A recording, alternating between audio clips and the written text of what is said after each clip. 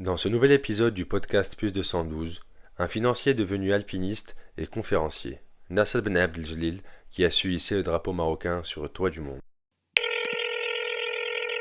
Bonjour Nasser, comment tu vas? Bonjour Asman, ça va, alhamdoulilah. C'est un vrai plaisir de te recevoir à Plus 212 le podcast. Si je te dis gestion de portefeuille, banque d'investissement, valorisation, modélisation financière, ça t'évoque quoi tout ça? C'est mon ancienne vie, c'était avant. Donc pour les gens justement qui ne savent pas, donc tu travaillais en finance avant, une toute autre carrière.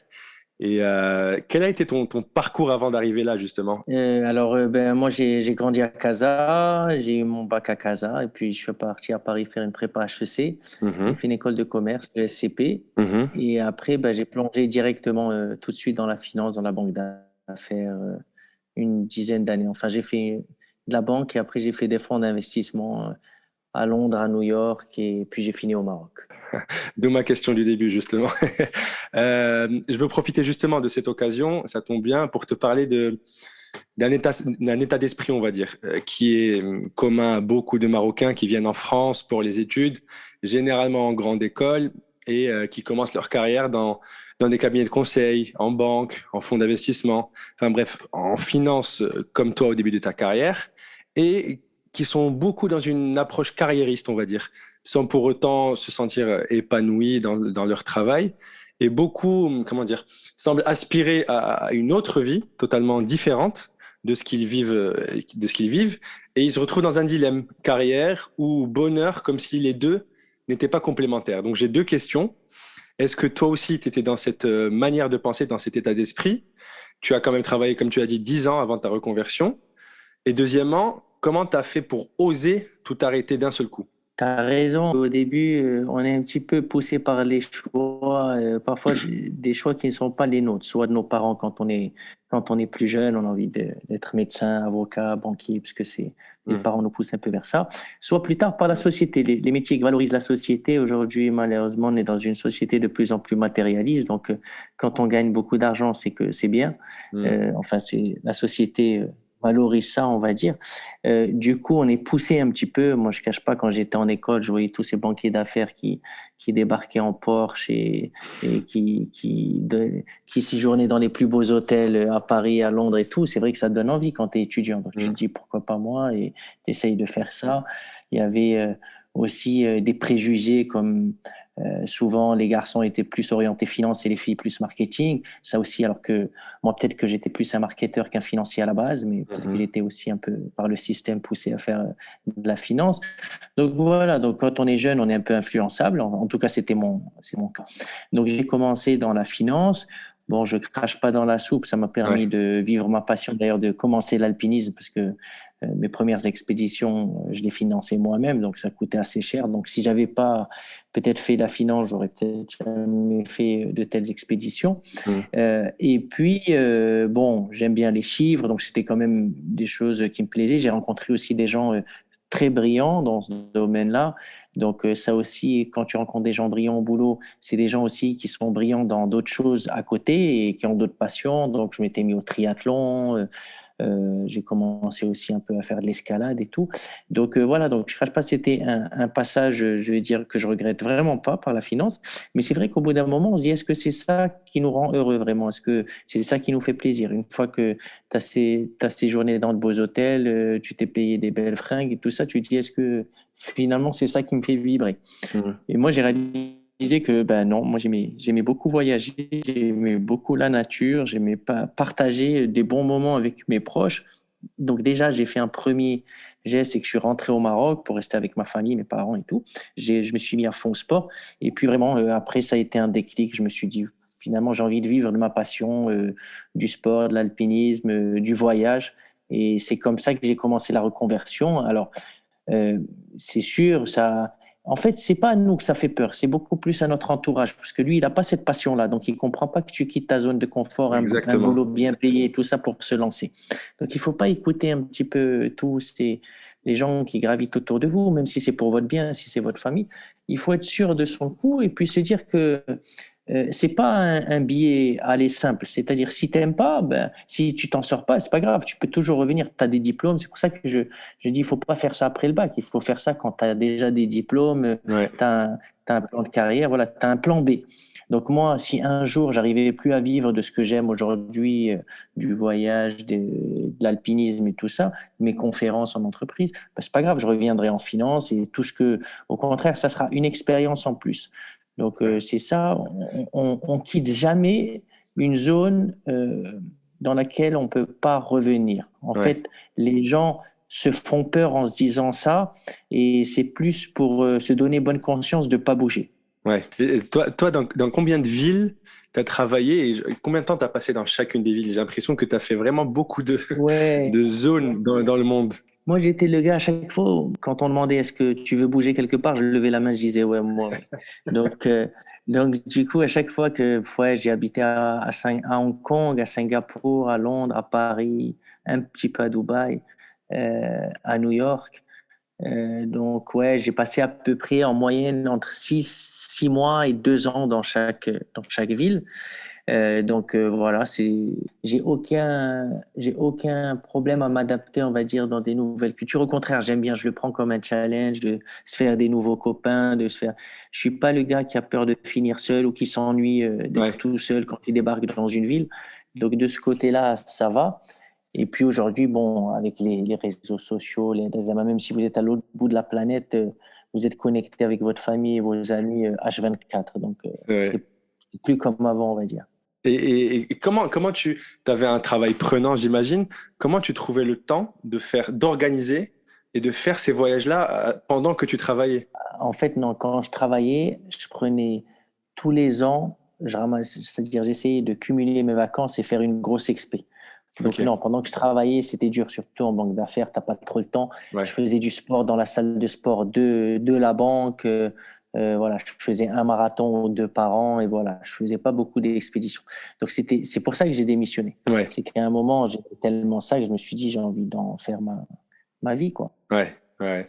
J'ai une théorie, je veux la partager avec toi et tu me dis ce que tu en penses. Je pense que on en apprend beaucoup plus sur son identité, sur sa marocanité en l'occurrence, quand on vit à l'étranger et que on est en représentation H24 et qu'on nous renvoie aussi sans cesse à notre identité marocaine, ou en tout cas beaucoup plus que quand on vit au Maroc entouré que de Marocains. Tu en penses quoi? Toi, du coup, tu as vécu 10 ans à l'étranger, entre ta vie étudiante et professionnelle. Tu penses quoi de cette théorie? Est-ce qu'elle est vraie à ton avis ou pas? C'est d'autant plus vrai, même pour les Marocains qui sont pas nés au Maroc. C'est-à-dire, C'est vrai. quand tu vois des Marocains qui sont nés en France et tout, les mecs, ça m'a étonné, ils mangent halal en France. Alors que beaucoup de Marocains qui ont grandi au Maroc, enfin, comme moi, perso, je mangeais pas halal quand j'étais en France. Voilà, je mangeais pas de porc, mais je mangeais pas halal. Donc, Ouais, c'est quand même de l'attachement au Maroc des gens qui sont là-bas et qui, quand ils rentrent l'été au Maroc, ils sont épatés et tout ça, alors que les gens qui sont au Maroc, ils veulent juste, il y en a pas mal qui veulent quitter. Donc c'est fou comme quoi, voilà, tu as raison, je pense. La marocanité, ben, tu as le mal du pays d'abord quand t'es pas là-bas, mais ça m'a toujours, euh, pas choqué, mais agréablement surpris que les Marocains, les Franco-Marocains qui sont nés en France de père ou de mère marocaine sont toujours très attachés au Maroc et font des choses là-bas que des Marocains qui ont grandi au Maroc ne font pas. et tu penses que ça se vérifie ailleurs ou ça s'applique qu'avec la France, à Dubaï, à Londres, comme tu dis? Est-ce que c'est la même chose? Peut-être qu'en France, les Franco-Marocains dont on parle sont moins bien intégrés que dans d'autres pays. Ok, Du coup, ils se rattachent avec leur marocanité parce que malheureusement, la France les a pas bien intégrés. Ils se considèrent pas comme français. Ça s'applique par contre pas qu'aux Marocains. Ça s'applique aux Algériens, aux Tunisiens. On le voit même avec Benzema, toute l'histoire autour de Benzema et tout ça, il voulait peut-être plus jouer pour l'Algérie que pour la France. Donc il y a eu plein. Voilà, donc je pense que c'est un problème de l'immigration en France qui a été mal géré. ouais, ouais, je vois. On revient, on fait un flashback, on est en 2010. Après avoir été du coup dans plusieurs pays, tu as baigné dans plusieurs cultures. tu en as parlé tout à l'heure, tu l'as évoqué, tu décides de rentrer au Maroc définitivement. Pourquoi cette décision à ce moment-là de ta vie? Qu'est-ce qui t'a convaincu, il t'a motivé? Alors en fait, j'étais aux États-Unis, je travaillais beaucoup Ouais. et comme ça, à 50 ans, on a gagné assez d'argent, on peut aller vivre au soleil en Floride et jouer au golf tous les jours. Et en fait, quand j'ai dit ça à mon père, j'avais 27 ans, 28 ans, il m'a dit rentre tout de suite au Maroc, tu seras au soleil et tu pourras jouer au golf tous les jours. Donc, donc c'est là que je me suis dit, ben, finalement, il a pas tort, pourquoi rester jusqu'à 50 ans là-bas, autant rentrer maintenant. Et ça n'a pas été pas un choc, mais ce retour s'est fait? Comment tu l'as perçu? C'était naturel ou il y avait un petit choc quand même vu que tu as vécu 10 ans ailleurs? Non, pour être honnête, j'avais beaucoup d'amis déjà qui étaient rentrés et tout. Je savais un petit peu à quoi m'attendre. Tu sais, dans tous les pays, il y a des bons côtés, il y a des mauvais côtés. Je pense que j'ai vécu dans beaucoup de pays et le Maroc, quand même, quoi qu'en disent certains et tout, on a une belle qualité de vie. En tout cas, quand on a la chance, voilà, d'avoir fait des études et d'avoir un bon travail, évidemment. Euh, donc, évidemment, il y a des choses qui marchent pas, qui sont moins bien peut-être que dans d'autres pays, mais aussi beaucoup de choses qui sont très bien. Plus sans parler que, ben voilà, on est entouré de nos amis, de notre famille, Mhm, dans le pays qui nous a vu naître et tout. Et puis aussi, il y a ce côté de vouloir un peu participer aussi, comme disaient les Américains, give back, mhm. donner un petit peu à son pays, voilà, un tant soit peu, que ça soit en termes de, de travail, le travail professionnel, mais aussi travail associatif. Enfin, il y a plein de choses à faire au Maroc Ouais. pour aider un petit peu. Mais justement, tu fais bien d'en parler. J'ai entendu dans une interview à toi que tu revenais justement avec l'envie de contribuer au développement du pays, alors même que tu as des opportunités intéressantes à l'étranger, enfin ailleurs. Comment tu, comment tu vois la situation, disons, actuelle du Maroc, pas forcément en termes financiers, économiques, mais vraiment sur le niveau, disons, de l'éducation, l'égalité, la conscience environnementale. J'ai compris que, comment dire, que tu tenais beaucoup au civisme. Oui, oui c'est sûr qu'il y a on va pas comparer le Maroc à la Scandinavie. Il y a des différences, mais c'est ce que je dis. Si on n'est pas là pour essayer d'améliorer les choses et on n'y croit pas, ben, ça va rester toujours comme ça. Donc, oui, si on est dans une démarche individualiste et on pense qu'à soi, parfois, peut-être qu'il vaut mieux gagner beaucoup d'argent et rester dans un pays développé. Mais Ouais, après, voilà, il y a aussi l'amour du pays, se dire que on peut peut-être apporter notre petite goutte à l'édifice et si chacun, voilà, apporte sa petite pierre à l'édifice, peut-être que ça peut s'améliorer et que nos enfants demain auront un beau pays dans lequel vivre. ouais. Et du coup, à travers ces différentes aventures, expéditions, voyages, tu as visité beaucoup de régions dans le monde entier, tu as côtoyé plusieurs cultures, comme tu le disais, et j'ai relevé quelque chose d'intéressant que tu avais dit aussi en interview, tu as dit, le Marocain peut traverser n'importe comment au Maroc, tu le mets à Paris, il va attendre que le bonhomme soit vert pour traverser sur le passage piéton en plus. Pourquoi, à ton avis? En fait, on est conditionné par l'environnement. Ouais. C'est-à-dire ici, tu te dis pourquoi moi je vais faire l'effort parce que personne ne fait l'effort. Alors que là-bas, comme tout le monde fait l'effort, tu trouves ça normal de le faire. Hmm. Donc ça aussi, c'est penser à l'intérêt commun plus qu'à son intérêt personnel, c'est-à-dire faire des choses parfois pour l'intérêt commun. Moi, j'aime bien cette petite histoire, cette petite histoire du colibri. Ouais. C'est en fait, il y a un feu dans une forêt, voilà, et à un moment, il y a un colibri, donc c'est un petit oiseau qui prend une petite goutte dans l'océan et qui va la mettre sur le feu, sur la forêt. Il fait des allers-retours comme ça. Et après, tu as des oiseaux qui viennent le voir. Ils font, mais genre, à quoi ça sert? Tu prends à chaque fois une goutte et tu es en train de perdre ton temps. Tu vas jamais éteindre l'incendie. Il a fait, ouais, mais au moins, je fais ma part du boulot. Et je Exactement. pense que voilà, chacun voilà, chacun doit être ce petit colibri. Moi, je fais ma part du boulot. Je dis pas que je vais changer le Maroc ou je vais changer euh, les états d'esprit, mais j'essaye de faire ma petite part du travail et à la fin de ma vie, j'espère avoir bonne conscience en me disant j'ai fait ce que j'ai pu Hmm. et je me soucie pas de si les autres ont fait ou pas. En tout cas, moi, je l'ai fait. À chacun avec sa propre conscience. T'as raison. Nassar, je vais te raconter une histoire et tu me dis à quoi ça te fait penser. Donc, c'est l'histoire d'un gars pour qui rien ne prédisposait ce qui va arriver là. Il décide un jour de faire un virage complet par rapport à la vie qu'il menait jusqu'à présent et veut gravir l'Everest. Il a grandi et vécu dans un environnement totalement à l'opposé du monde de l'alpinisme. Et finalement, il arrive tant bien que mal à atteindre son objectif et rend fier tout son entourage. Et pour couronner le tout, une fois au sommet du monde, il demande sa femme en mariage. À quoi ça te fait penser comme ça là directement? Un mec sympa. Non, mais ouais, ben, mais c'est vrai, mais je pense que ça peut être l'histoire de beaucoup de gens. Ouais. Alors, pas nécessairement avec l'Everest, mais avec d'autres choses. Mais je pense qu'il y a beaucoup de gens, et j'espère en tout cas, depuis que j'ai fait, que ça a donné envie à beaucoup de gens de se dire pourquoi ne pas faire la même chose, parce qu'il y a beaucoup de gens qui avaient envie de faire la même chose et qui n'osaient pas. Et j'espère qu'en leur montrant que c'est possible, voilà, qu'ils se disent bah, pourquoi pas eux. Et ce qui est drôle dans cette histoire que je t'ai racontée, là, je t'ai lu tout bêtement le synopsis du film L'Ascension avec Ahmed Silla, qui est lui-même inspiré d'une vraie histoire. C'est marrant, c'est inspiré de l'histoire de Nadir Dendoun, qui est le premier Algérien, franco-algérien qui a fait l'Everest.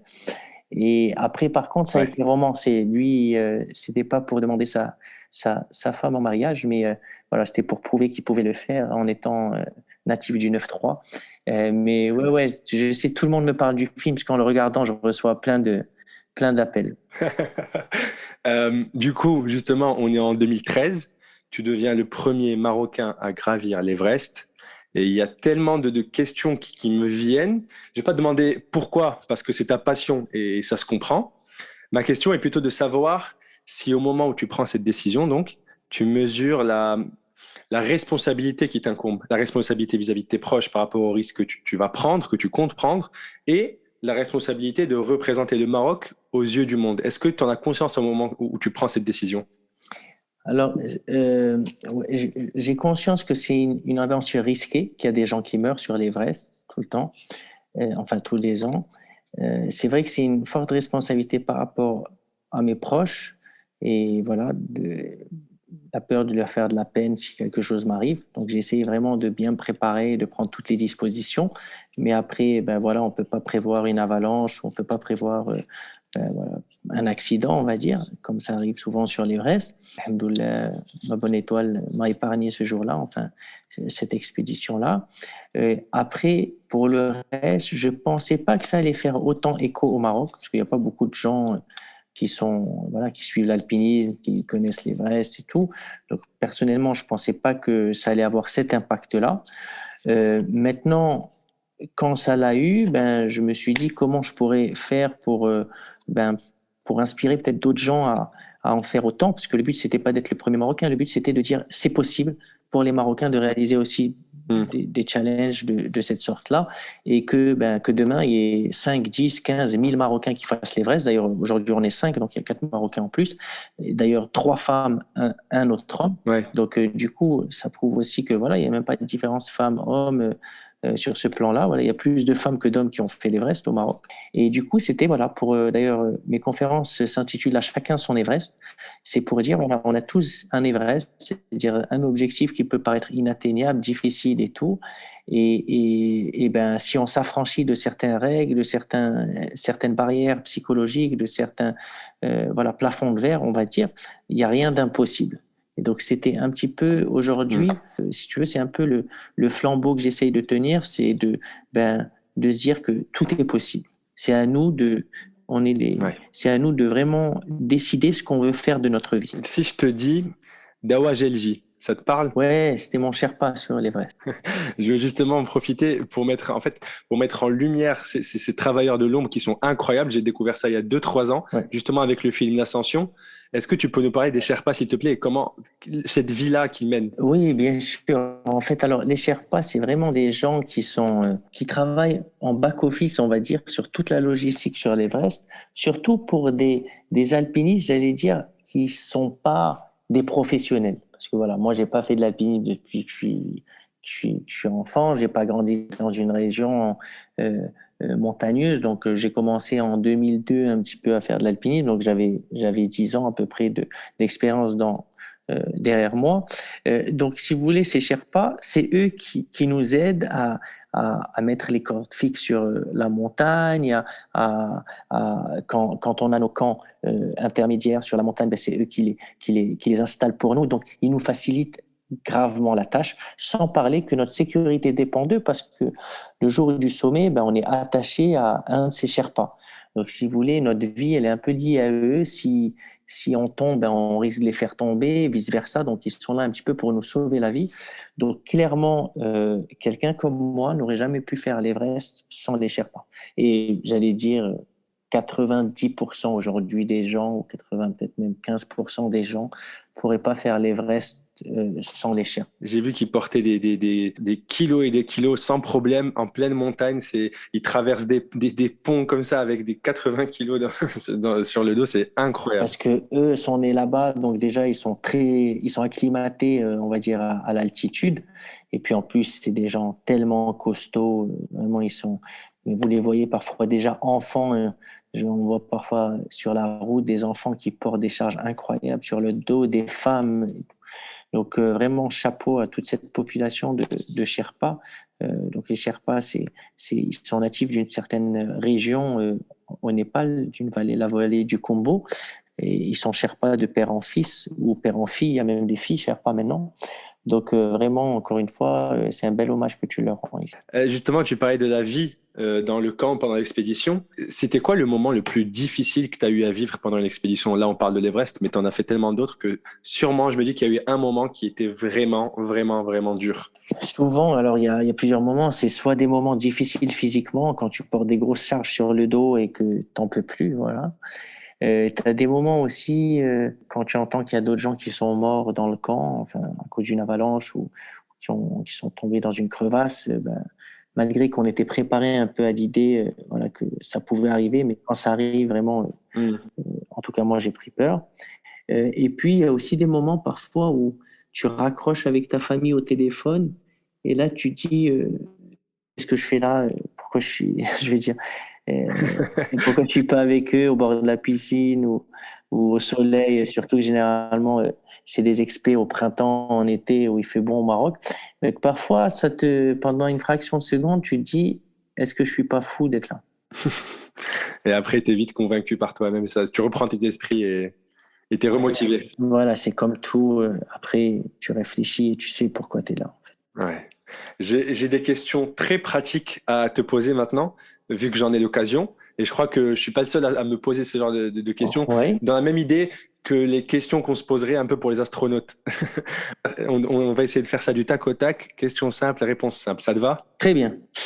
Comment tu stockes ta nourriture? Alors, en fait, on la stocke, comme il fait très froid, ça stocke assez facilement et il n'y a aucun problème. Bon, après, c'est une nourriture spéciale. Tu fais fondre de la neige, tu rajoutes de l'eau chaude, ou c'est des canettes, ou ça peut être du genre de saucisson, ou le khlé. Moi, j'emmène le khlé avec moi. Donc voilà, c'est des choses qui se stockent assez facilement. Tu peux pas emmener beaucoup de choses frais.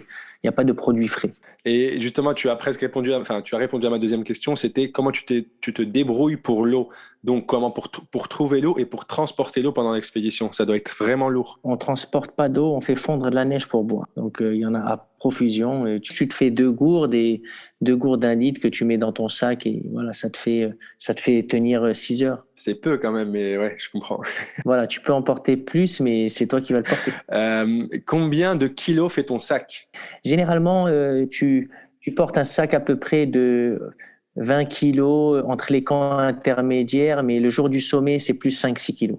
Tu as les bouteilles d'oxygène et de quoi manger. Ok. Et à quelle allure tu grimpes? En vitesse, je veux dire. 1 km/h, même pas. 1 km/h. Ouais. Parce qu'il y a l'altitude, Incroyable. c'est très haut, ouais. Et en fait, par contre, comme on reste 2 mois sur l'Everest, ta vitesse, elle augmente, elle double entre le début et la fin du séjour. C'est-à-dire, ce que tu faisais en 1 km/h, au début, tu le faisais peut-être en 0,5 km/h.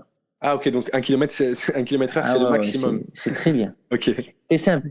Du camp 4 au sommet, bon, en altitude, il y a 800 mètres d'altitude, mais on met 9 heures. Donc, tu vois, bon, il doit y avoir peut-être 4-5 km maximum, donc tu dois faire vraiment 0,5 km ou 0,4 km. Incroyable. On est en pleine nuit. Tu as une envie très pressante. Comment tu fais? les mêmes gourdes que tu utilises pour l'eau, tu en as une avec du scotch autour pour ne pas te tromper où tu pisses dedans. Les filles, je sais pas comment elles font. Je veux pas savoir. Il fait quelle température dans la tente? -15, -20. Et là, ça veut dire qu'il fait chaud, quoi. Enfin, il fait plus chaud que dehors. Ouais, ouais, dehors. Sur le sommet, il faisait -47. Est-ce que tu enlèves tes chaussures parfois pendant l'expédition? Dans la tente. Ah ouais? C'est -15, tu enlèves tes chaussures. Ah oui, oui, obligé. D'abord, il n'y a pas de place dans la tente, puis pour être à l'aise. Et vous faites la lessive pendant l'expédition? Ouais, dans les jours de repos et tout, on ne peut pas emmener des affaires pour 2 mois. Et j'ai vu que c'était parfois des Sherpas qui faisaient ça, qui avaient ça comme rôle. Ah non, non, moi je faisais ma lessive. Enfin, après, ça dépend. Si tu payes, tu peux, hein. Je pense que c'est comme partout, quoi. Ouais. Ça dépend de ce que tu as envie de débourser. Est-ce qu'il y a des séquelles physiques ou mentales après une expédition? Enfin, lesquelles plutôt? Parce que c'est sûr que oui. Physique, un peu les extrémités, c'est-à-dire les doigts et les orteils. Moi, j'avais un peu, j'ai pas eu de jeu dur parce que je pense que j'ai pas eu froid pendant l'ascension. J'avais des bons gants et des bonnes moufles, mais j'ai un peu la peau du bout des doigts qui se décolle. Mais sinon, pas vraiment de pépins physiques. Le visage, tu as parfois un peu des brûlures à cause du vent et du froid, mais rien de sérieux pour ma part. Et mentalement, perso, quand ça se passe bien, non, t'es content. Il n'y a pas eu l'histoire des yeux qui bloquent, enfin, le liquide dans l'œil qui gèle? Non, non. Ça, c'est. Tant mieux. En fait, si tu enlèves tes lunettes et que tu restes très longtemps et tout. Et combien de temps il te faut après une expédition pour récupérer totalement? Après, ouais, et tout 2, 3 semaines. Faut que tu reprennes un peu de poids, que tu Ouais. manges bien et tout. C'était plus en termes de sommeil aussi qu'il faut rattraper un petit peu. Et pourquoi vous dormez combien d'heures par nuit? Ben, ça dépend. Il y a des nuits, tu dors rien parce que, en fait, comme tu es en altitude, tu n'arrives pas à bien dormir. Donc, tu fais des micro-siestes, tu dors 10 minutes, tu restes réveillé 1 heure, tu redors 10 minutes, tu vois. C'est pas des sommeils très, très longs. Ouais. Et est-ce qu'il y a des gens qui vivent exclusivement des expéditions? Pas des à côté d'expéditions, vraiment que des expéditions. Les Sherpas. Ouais, sinon ceux qui. Ouais, Ouais. après, Ouais. ouais, généralement, maintenant, on fait un peu de tout. Ou ils sont photographes, ou ils sont conférenciers, ou tu vois. Ouais, ouais, ouais. Et combien coûte environ hein, une expédition pour l'Everest? Qu'on imagine un peu. 60 000 euros. 60 000 euros. Ok. Très bien. Là, c'est bon, on a fini les questions du tac au tac. Pendant cette aventure, tu te mélanges avec beaucoup de personnes que tu ne connais pas et qui viennent du monde entier. Est-ce que tu peux nous parler, justement, tu parlais de Khli tout à l'heure. Est-ce que tu peux nous raconter cette anecdote sur les gâteaux marocains et le Khli et que tu as proposé au reste du groupe? Ah oui, toi tu as entendu, tu as écouté une de mes conférences. Et cette anecdote. Et ouais, non, je disais, non, non, c'est vrai que souvent j'essaie de cuisiner marocain le premier jour, un petit peu pour les gens, parce qu'ils viennent de différentes contrées et tout, et c'est plus pour me faire copain un peu avec eux. C'est vrai que parfois les gens, enfin la première fois sur l'Everest, le premier dîner, ils voulaient pas manger avec moi, parce qu'ils m'ont dit, écoute, on va prendre de plusieurs plats et tout, et j'avais pas très bien pris la chose. Enfin, je me suis dit, c'est bizarre. Chez nous, c'est plutôt convivial de manger du même plat. Et en fait, ils m'avaient expliqué, ils m'ont dit, écoute, si on mange du même plat et que c'est contaminé, enfin, qu'il y a qu'il y a un problème avec ce plat, on risque de tous tomber malades et personne pourra sauver les autres. Et en fait, voilà, je disais, c'est vrai que parfois, nous, on est un peu basé sur notre culture, nos valeurs et tout. Et quand quelqu'un n'est pas d'accord avec nous, tout de suite, on va s'imaginer qu'il nous aime pas ou qu'il y a un problème avec nous. Et en fait, c'est juste que peut-être cette personne a une information que t'as pas à ce moment-là, que peut-être elle a vécu cette situation dans un autre contexte et que voilà, elle a pris une leçon. Et donc, ouais, c'est pour ça que maintenant, je comprends pourquoi parfois c'est comme dans l'avion, le pilote et le copilote mangent jamais du même plateau repas pour les mêmes raisons finalement. C'est pour diversifier le risque, quoi. Ouais. Et du coup, tu t'es retrouvé tout seul Voilà, à pour manger. manger le Khali. Moi, je me suis pas Et, plaint, hein, c'était très bon. et du coup, cet exploit dont on parle te fait connaître, tu l'as dit, auprès de tous les Marocains. Ah non, pas tous. Non, parce que c'est pas aussi populaire que le foot et tout. On En m'arrête pas dans effet. la rue pour prendre des photos. Il y a des gens qui me reconnaissent, mais voilà. Mais ouais, Mais tu as reçu un Wissam Malaki au grade d'officier, tu vois. exactement. Bravo Je déjà. sais pas ce que ça veut dire, le grade officier, Un truc bien. mais mon fils il en est très fier. Et du coup, justement, qu'est-ce qu'on ressent à ce moment-là? Comme ça, hop, tu reçois le Wissam du roi. Qu'est-ce que tu ressens à ce moment-là? À quoi tu penses? Non, sérieusement, je m'y attendais pas, d'abord. parce que je t'ai dit encore une fois, c'est pas un exploit que je pensais qui allait être suivi ou que j'allais être félicité pour ça. Mais évidemment, on est très honoré. Ouais, on est très honoré. J'étais très content. Mon grand-père en avait reçu un, donc je suis très fier d'avoir peut-être continué la lignée du grand-père. Mais et puis voilà, ouais, c'est toujours super honorant de rencontrer le roi et d'être félicité pour un exploit ou pour autre chose qu'on a fait pour le Maroc. Ouais, c'est trop bien, c'est trop bien. Euh, Avant ton expédition, un peu après aussi, donc tu es invité un peu partout, enfin des radios, des interviews, des journaux. On vient t'interviewer avant le départ, à ton retour. Ouais, Et j'ai remarqué que l'Arabiyat Sadhat, on te sent beaucoup plus à l'aise. ouais. Et du coup, ma question, c'est quoi ton rapport à la langue, surtout quand tu passes 10 ans sans la pratiquer au quotidien, même si tu as tu as dit des amis marocains, mais tu la pratiques pas au quotidien pendant vraiment des années. Notre marocanité à travers la langue, notamment l'arabe, mais aussi le berbère. Là, je suis en train d'essayer d'apprendre le berbère. Oui, clairement, ça dépend de l'éducation qu'on a eue. Si on était à l'école française ou marocaine, bon, moi, j'ai fait les deux. Mais si tu veux, à la maison, ça parle plus français que déjà. Du coup, moi aussi, je mélange un petit peu, mais ça revient très vite. C'est-à-dire, c'est pour ça qu'entre la première interview où tu m'as vu et la dernière, il y a de l'amélioration, puisque bon, finalement, les questions, ça revient, c'est toujours les mêmes. Donc, une fois que tu as encaissé quelques dizaines de mots de vocabulaire que tu peux placer, après, les phrases, ça se fait très facilement. Je vois, je vois. Et du coup, tu t'es lancé, on parle de l'Everest, mais tu t'es lancé le défi de gravir les 7 sommets, donc c'est-à-dire le plus haut sommet de chaque continent. Tu as vu comment l'alpinisme était géré dans différentes régions du monde, et tu l'as évoqué tout à l'heure. Comment tu vois disons, le niveau, l'intérêt qu'on a au Maroc à l'alpinisme? Je pense au matériel, à la disponibilité du matériel, la qualité des refuges, la culture de la montagne chez les Marocains. Comment tu vois tout ça? Parce que franchement, personnellement, la mienne de culture se limite à la luge, à Oukemden et Ifrane, tu vois? Non, la haqiqa, il y a de plus en plus de gens qui se mettent à l'alpinisme. Il y a beaucoup de gens qui se lancent dans les 7 sommets. Il y a une expédition l'année prochaine marocaine qui aussi veut faire l'Everest avec plusieurs Marocains. Donc, non, il y a vraiment un engouement pour les randonnées. Moi, j'organise beaucoup de randonnées au Maroc là, pendant le Covid. Il y a eu beaucoup de randos au Maroc en week-end et tout. Il y a beaucoup de retraites un peu partout, rando, yoga et tout. Donc, il y a vraiment, je pense, un engouement des Marocains pour ces voyages nature.